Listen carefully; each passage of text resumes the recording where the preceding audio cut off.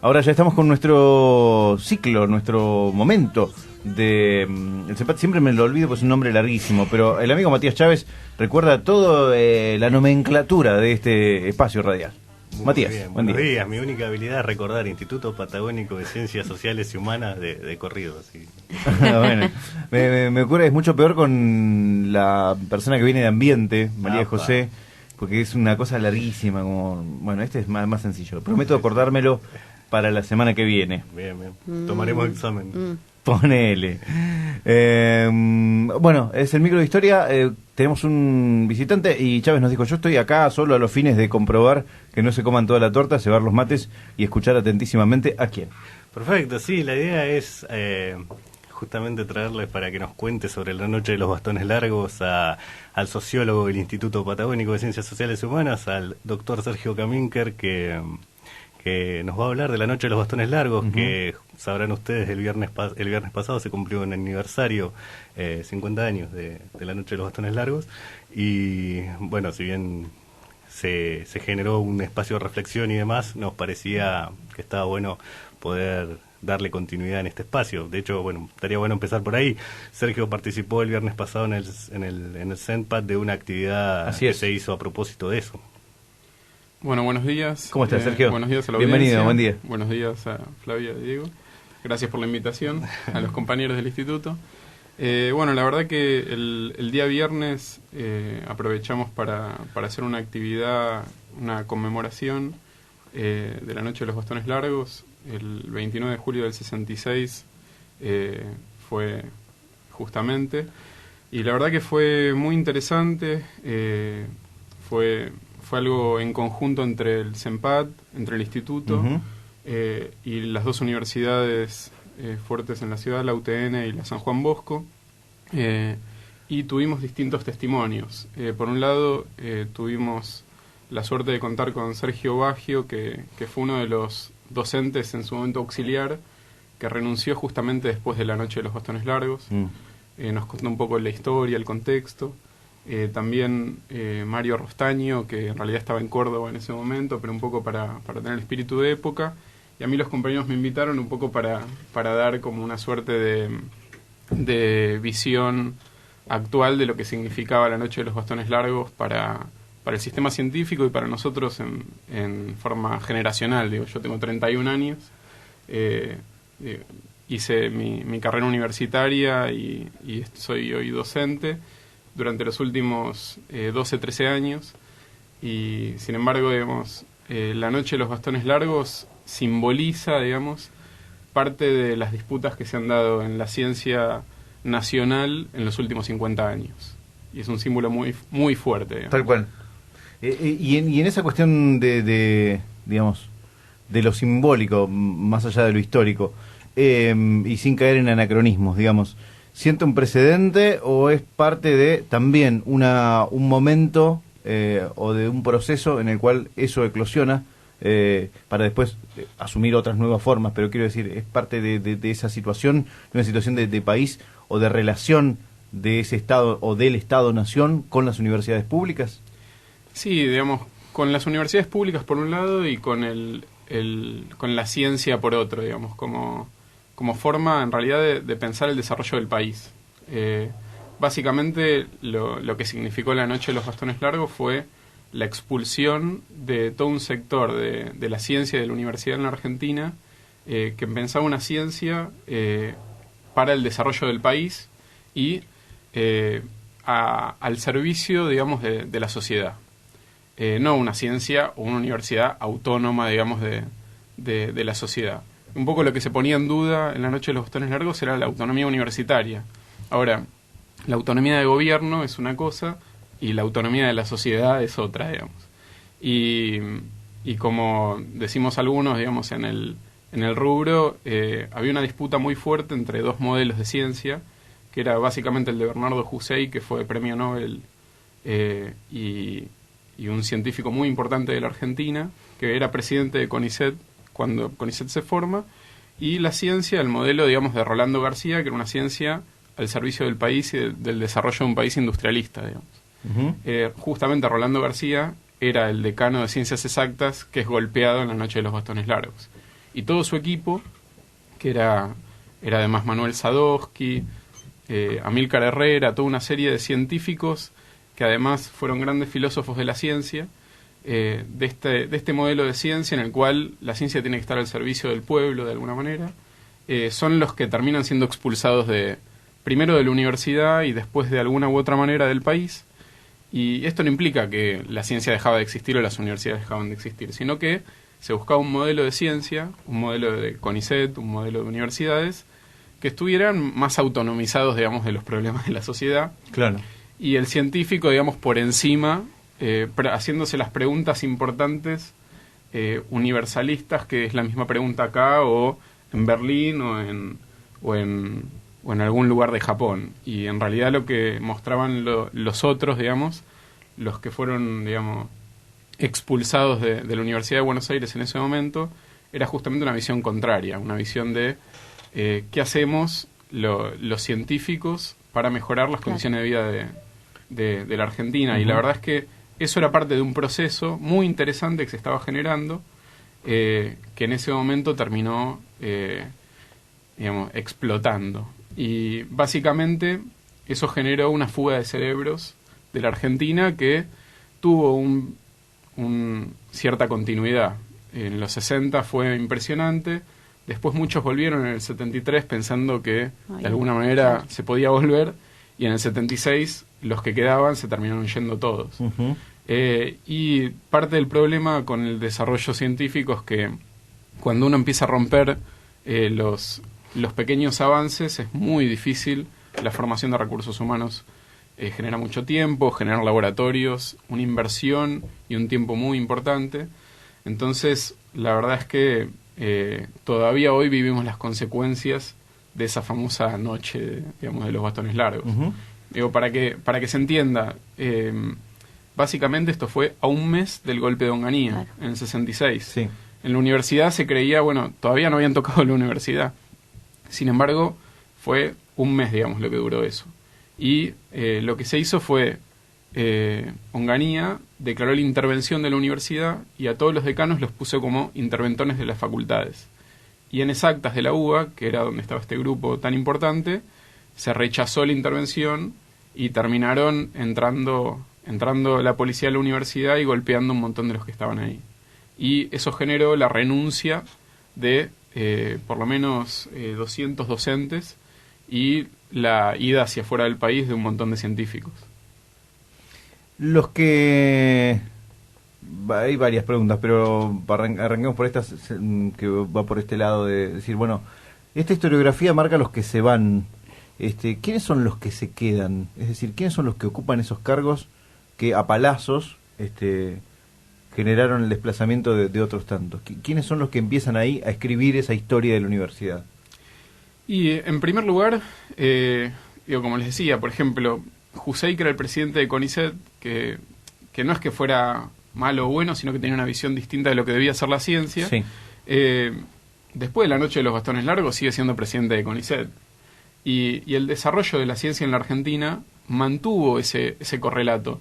Yo el otro día comentaba, la última medida, paradójicamente, la última medida del gobierno, una de las últimas medidas que firma Onganía antes de irse en el 69, es justamente la firma de lo que después va a ser el CENPAD. Claro, sí. La conformación del CENPAD. Entonces, no es que ellos no pensaban una ciencia en forma geopolítica y estratégica, sino que justamente el CENPAD vino acá a sentarse por una cuestión geopolítica de que la ciencia no esté llevada en distintos lugares importantes en términos geopolíticos por extranjeros. Sin embargo, ¿qué tipo de ciencia, qué modelo de ciencia? Digamos, no es que durante las dictaduras que tuvimos en nuestro país no hubo desarrollo científico-tecnológico. Eso hay que sacárselo de la cabeza si uno cree. Sin embargo, sí se financiaba determinadas formas de pensamiento científico, determinadas con determinados fines, digamos. ¿Cuáles de las que puedes recordar en términos formales? Y, por ejemplo, el CENPAD, el momento de mayor crecimiento que tuvo el CENPAD fue fue en base a un préstamo del Banco Interamericano de Desarrollo a fines de la década del 70, a principios de la década del 80, en plena dictadura militar. Claro. Era para distintas ciencias que eran las principales que se habían determinado en ese momento. ¿Qué cuáles eran? Era, ciencias de la Tierra, había algo vinculado a lo atmosférico, después había obviamente algo de biología vinculada a biología marina, digamos. ¿En detrimento de cuáles otras? Y el tema no es que fuera tanto en detrimento de cuáles otras, sino que se pensaban esas ciencias separadas, en primer lugar, como algo estático y segmentado, separadas de las necesidades probablemente de las comunidades de ese momento. Y por otro lado, la forma de institucional tampoco permitía un vínculo importante entre, por ejemplo, el desarrollo productivo de la región y el desarrollo científico. Digo, una de las, digamos, de las significaciones interesantes para pensar a nivel local es que, por ejemplo, se instala el CEMPAT acá casi en paralelo a la instalación de Alvar.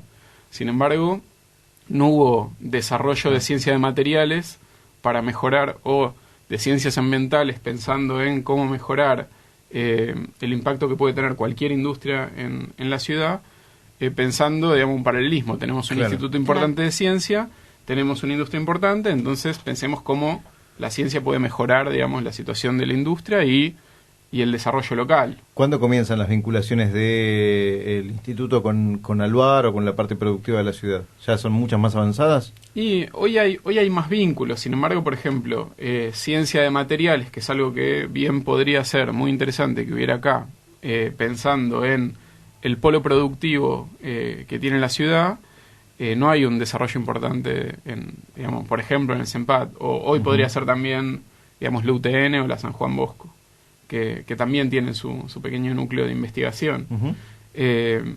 Ahora, no necesariamente lo necesitaba. Claramente Alvar tiene un área de investigación y desarrollo, y de hecho algunos de esos cerebros que se fugaron en los años 60 terminan trabajando también, paradójicamente, para el área de investigación y desarrollo de Alvar.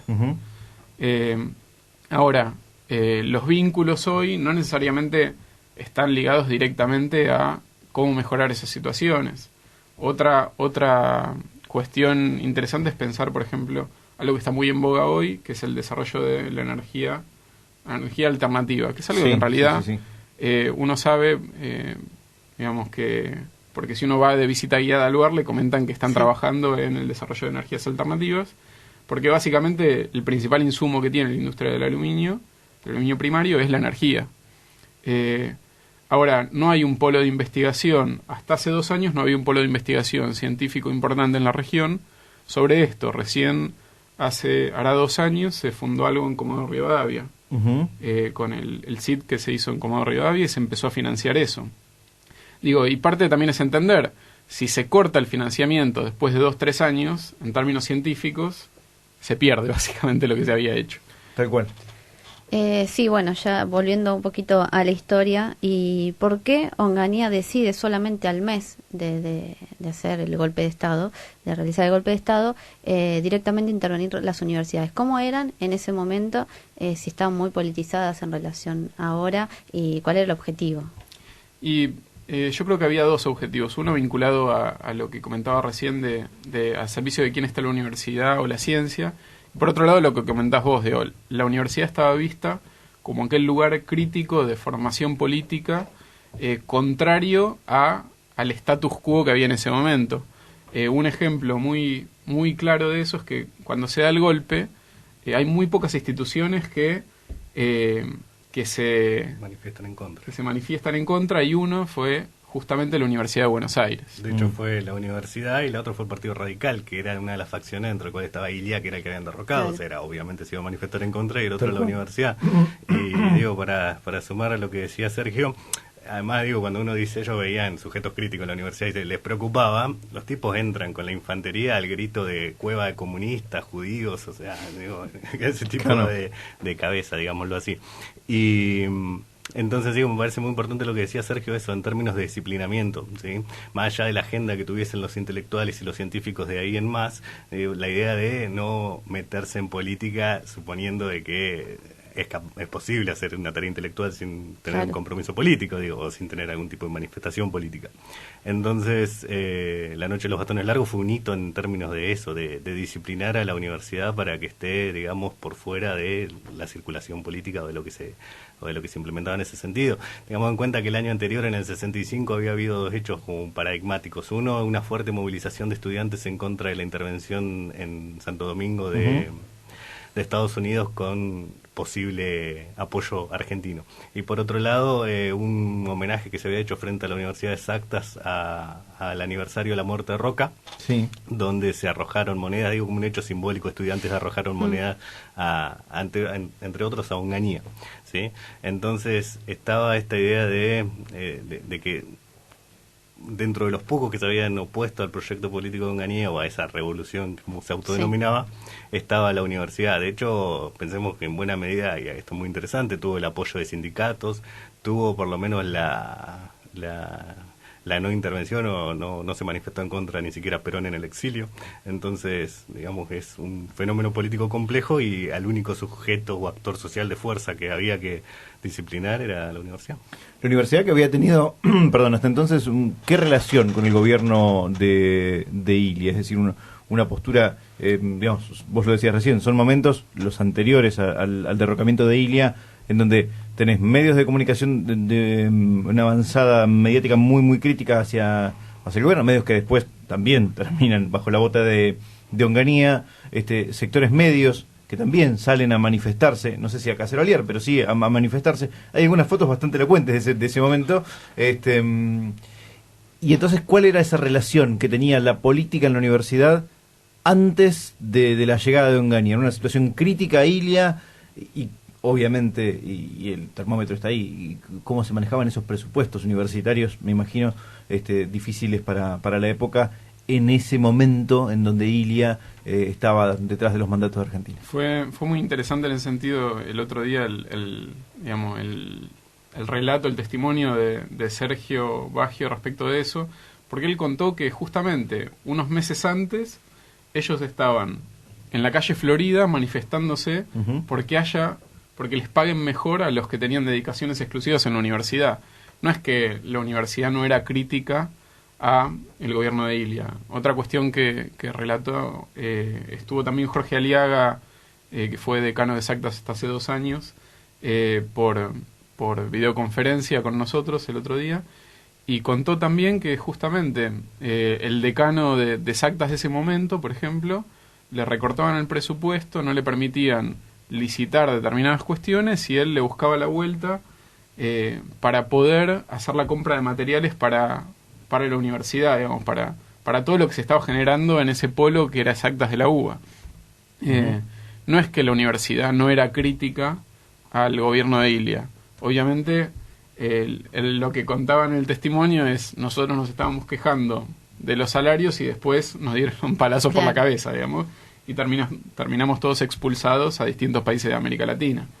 Entonces, la universidad era un lugar de pensamiento crítico importante. No es que era pensamiento crítico ni peronista, ni radical, ni comunista. Sí, de pensamiento crítico. De pensamiento crítico y de formación. Obviamente la formación profesional también, como decía Matías, tiene una característica importante. El pensamiento crítico es político. El pensamiento científico y la ciencia también es política y tiene que ver con una forma de pensar la realidad. Entonces, no es que la ciencia sea algo objetivo. Nos quisieron vender eso, digamos, el positivismo nos explicó eso, pero cuando vamos a los hechos vemos que qué ciencia se hace depende también en buena medida de cuál es la mirada que tenemos acerca de la realidad. Les agradecemos enormemente estar por estos lados. Me queda una pregunta más y está relacionada con esto que vos decías, ¿no? Esta cuestión positivista de la ciencia como algo completamente aislado del factor social y que va en algún tipo de sentido hacia donde ella quiere. Para hacer quizás sí una analogía, en términos de, estamos hablando de un momento, comenzamos la charla hablando de esto, en donde había como posturas de cierta forma antagónicas entre una visión de la ciencia y otra visión de la ciencia, y finalmente a punta de bastón y de botas gana una de estas posturas, y se llega en estos momentos, o si querés hace, no sé, 10, 12 años, a la misma situación positivista en donde estoy pensando, por ejemplo, en la Universidad Nacional de Córdoba, en donde los científicos que han tenido que hacer una militancia científica por demostrar los efectos nocivos del glifosato y de Monsanto. Y en una situación en donde la misma Universidad de Córdoba, otros científicos, desde ese lugar ideológico, pero científico a la vez, trataban de desbandar los fundamentos. Y otra vez esta puesta en discusión de la ciencia como ese lugar completamente ajeno a la ideología, ajeno a la discusión. Es por esto mismo, digamos, porque no se avanzó en ese camino y se llegó mediante los 70, los 80 y válgame Dios los 90 a otra vez esa tabla rasa en donde eso, la ciencia es la ciencia y la política o el conflicto social va por otro lado. A ver, yo creo que esas disputas que había en los años 60 al interior de la ciencia hoy se mantienen. En buena medida, esos avances que hubo en esa época se dieron por tierra, y yo creo que en los últimos 12 años se avanzó un poco. Sin embargo, la ciencia sigue teniendo un grado de autonomía, o las carreras científicas y las carreras universitarias siguen teniendo un grado de autonomía importante de lo que sucede en la sociedad en su conjunto. El mayor sufrimiento que hubo en realidad en la ciencia vinculado a eso ha sido la cuestión presupuestaria, que era lo que básicamente limitaba o no. Ahora, la forma de pensar la carrera universitaria, la forma de pensar los problemas científicos, sigue estando en tensión esta idea de para qué hacemos ciencia y hacia dónde vamos, digamos, con el pensamiento científico y mismo con la universidad. Entonces, no es algo sencillo tampoco. No, claro. Y la verdad es que, digo, el ejemplo ese de la Universidad Nacional de Córdoba es bien interesante, porque la Universidad Nacional de Córdoba tiene un rol muy importante, no solo en la ciudad, sino en esa región. Y en la historia de la universidad, sí, básicamente. Digamos, es la primera universidad del país, digamos, y es un lugar político muy importante. Ahora, eso no quiere decir que no haya pujas, que no haya visiones distintas, incluso a veces que hay disciplinas que tienen formas de ver las situaciones diametralmente opuestas. Y es parte del problema, en realidad, de cómo se está pensando en muchos lugares la ciencia hoy. Si nosotros trabajamos en forma disciplinaria, yo hago lo que le corresponde al sociólogo, pero no me junto con el geólogo para ver qué es lo que piensa de los impactos que puede tener eso en la Tierra, y no empezamos a pensar los problemas en conjunto, y el tipo de discusiones que voy a tener van a ser segmentadas, y voy a ver solamente el problema social y no voy a ver el problema geológico. Entonces, el principal problema que tenemos hoy es ese. En cambio, si trabajamos interdisciplinariamente, probablemente podemos empezar a discutir distinto. Ahora, eso no quiere decir que no haya, digamos, científicos que no estén a favor de determinadas corporaciones, claro, o que estén a favor de resolver determinados conflictos sociales. Sí, que quizás el mayor logro haya sido invisibilizar esa situación, ¿no? Entonces, o visibilizar a los que están del lado del conflicto social e invisibilizar a los otros que están en ese juego de corporaciones que no cesó desde el 66 en adelante. ¿Se amplió? Sí, en realidad, como decís vos, lo que hay que dudar es acerca de la neutralidad de la ciencia.